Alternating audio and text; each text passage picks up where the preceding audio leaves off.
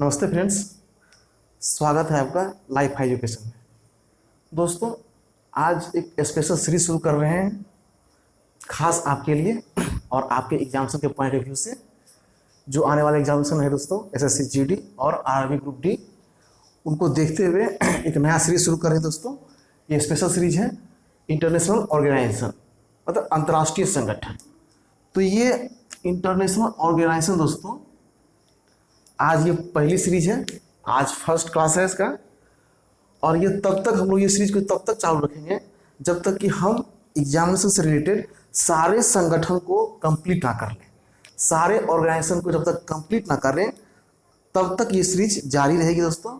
और हर एक दिन एक या दो ऑर्गेनाइजेशन आपको मिलता रहेगा, उनके सारे डिटेल मिलेंगे आपको, और उन पर बेस्ड कुछ क्वेश्चंस हम लास्ट में करेंगे कि किस तरह के क्वेश्चंस आपसे पूछे जा सकते हैं, आपके एग्जामिनेशन में आ सकते हैं, उससे रिलेटेड बातें हम करेंगे और क्वेश्चंस भी करेंगे। तो चलिए दोस्तों, आज स्टार्टिंग करते हैं आपके अंतर्राष्ट्रीय संगठन का पहला टॉपिक्स। और आज का फर्स्ट टॉपिक है दोस्तों ब्रिक्स।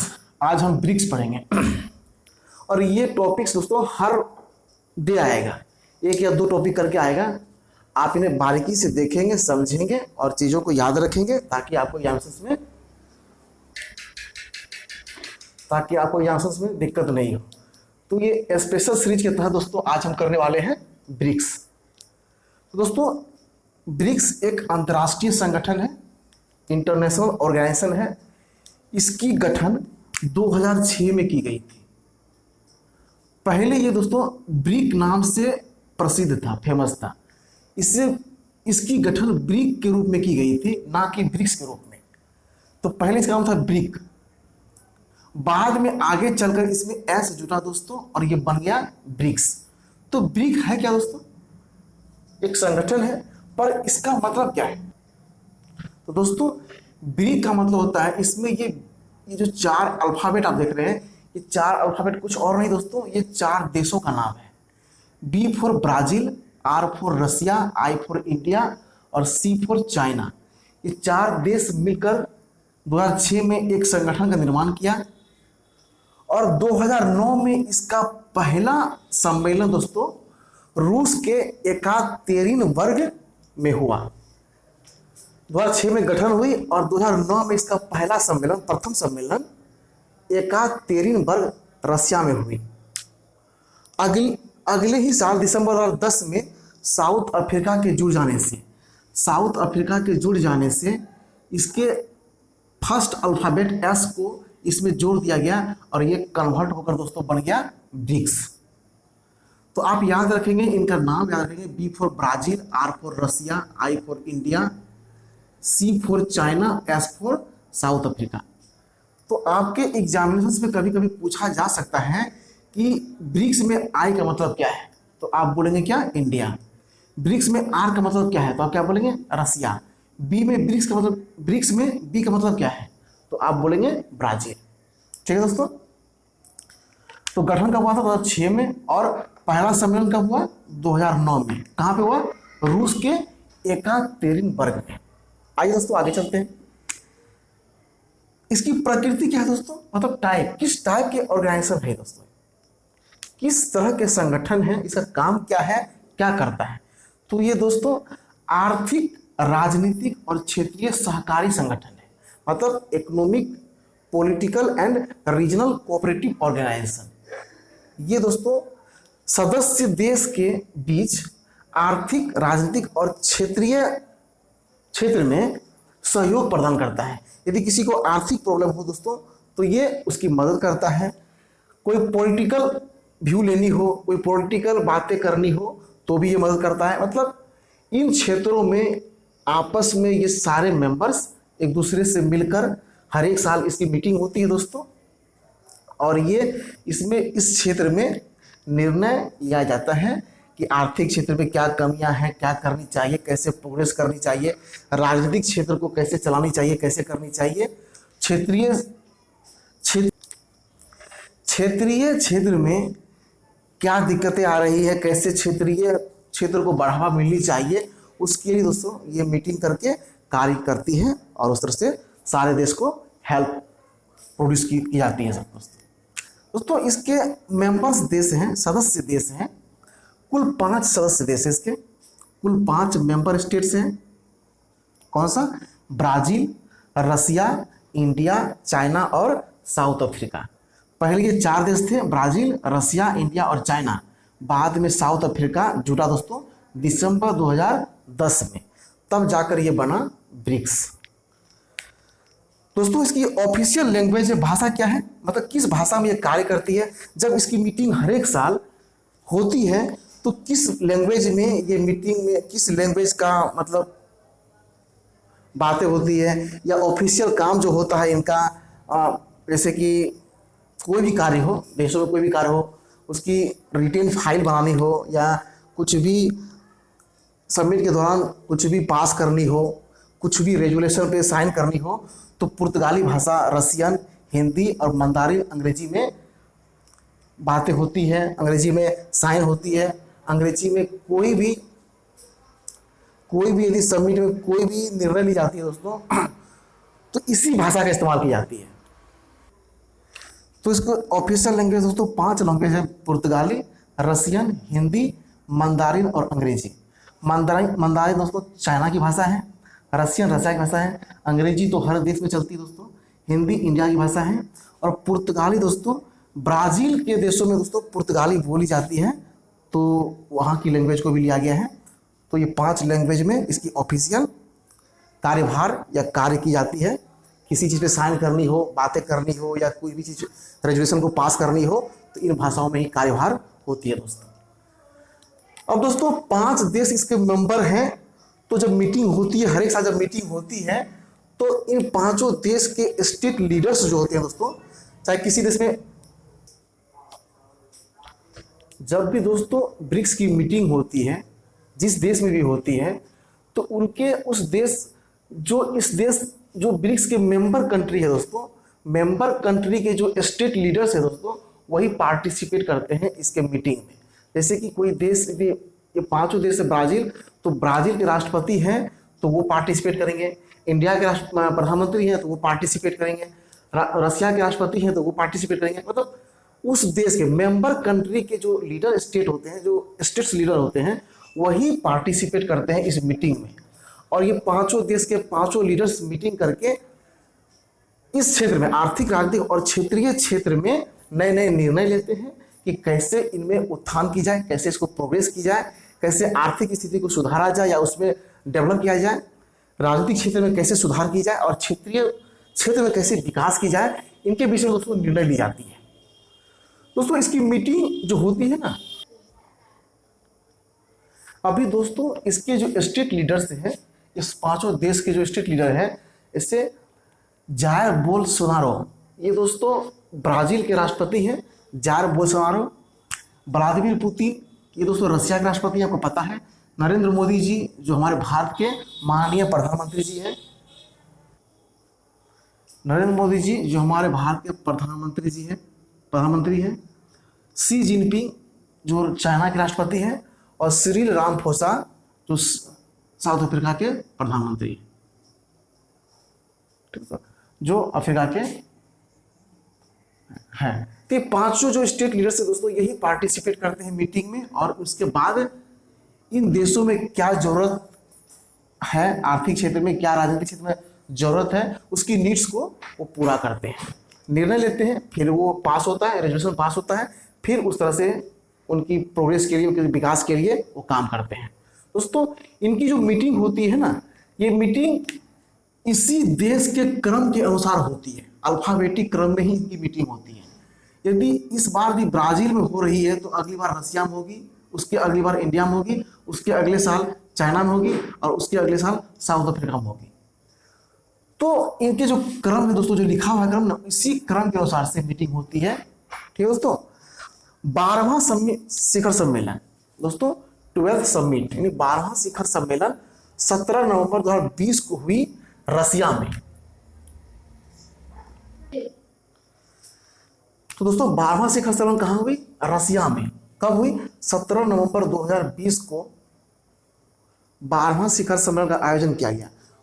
कोरोना एपिडेमिक के कारण, कोरोना महामारी के कारण ये वर्चुअल कंडक्ट किया गया था दोस्तों, वीडियो कॉन्फ्रेंसिंग के द्वारा। मतलब ये फेस टू फेस बैठकर टेबल पे नहीं हुई थी, बल्कि वीडियो कॉन्फ्रेंसिंग के द्वारा हुई थी।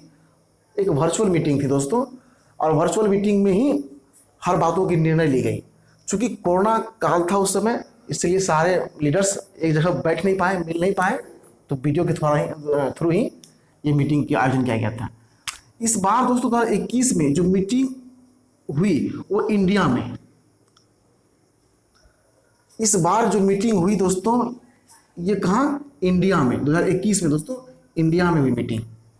ये 13वां शिखर सम्मेलन था दोस्तों, 13वां शिखर सम्मेलन।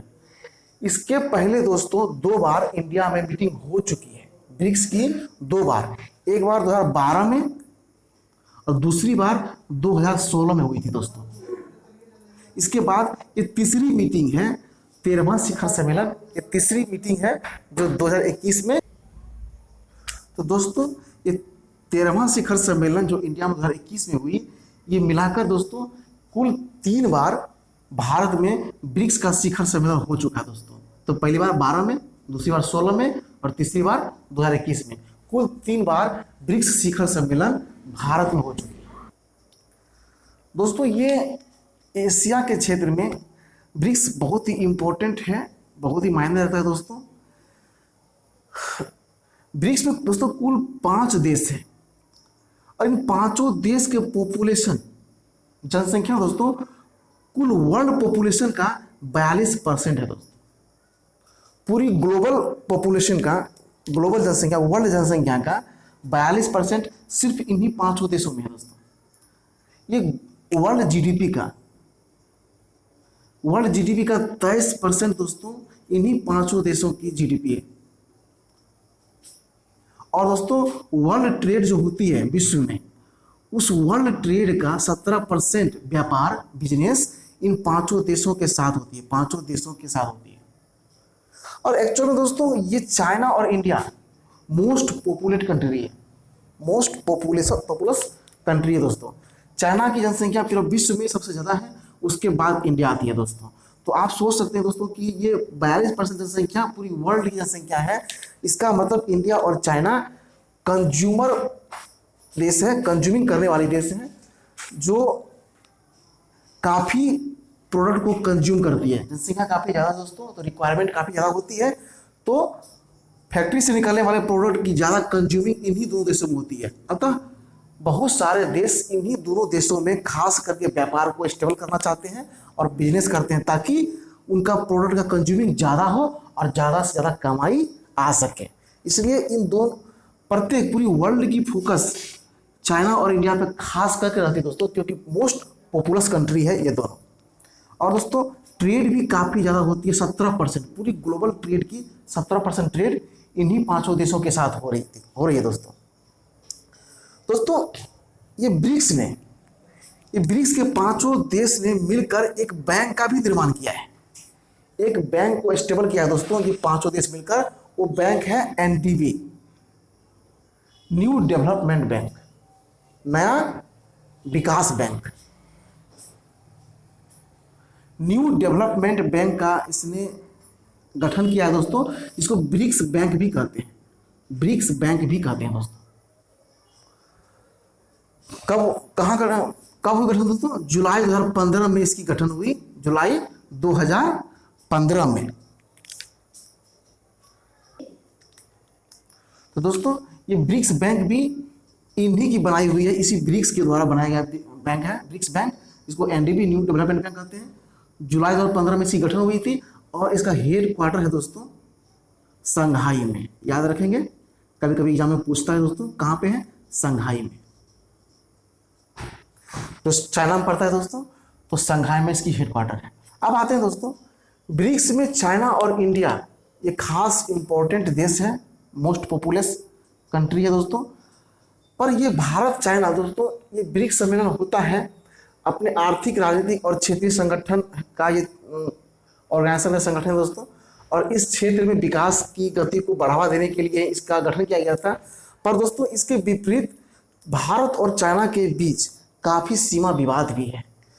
और ये वर्षों से है दोस्तों, जो कि अभी तक इसमें सुधार नहीं हो पाई है। कोशिश जारी है पर सुधार अभी तक नहीं हो पाई है। और ये तो दोस्तों दिन प्रतिदिन समय समय पर भारत चीन के बीच सीमा विवाद को देखा जाता है। आप देखे ही होंगे बहुत बार भारत चीन आपस में टकरा जाते हैं जगह जगह पे। यही पैंगोंग में तस्सो मोरिरी झील विवाद हुआ था दोस्तों 2019 में। पैंगोंग में तस्सो मोरिरी झील विवाद हुआ था 2019 में दोस्तों। डोकलाम विवाद हो गया था, आपको पता है दोस्तों, डोकलाम विवाद हो गया था सिक्किम में भूटान को लेकर 2017 में।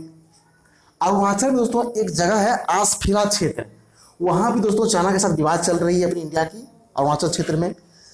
और LAC को लेकर दोस्तों हमेशा विवाद चलती रहती है। लाइन ऑफ एक्चुअल कंट्रोल, जो चाइना और इंडिया के बीच खींची गई लाइन है, बहुत पुरानी लाइन है, पर इनको लेकर दोस्तों हमेशा विवाद जारी रहती है। दिन प्रतिदिन समय समय पर इनको लेकर खास विवाद होती रहती है दोस्तों।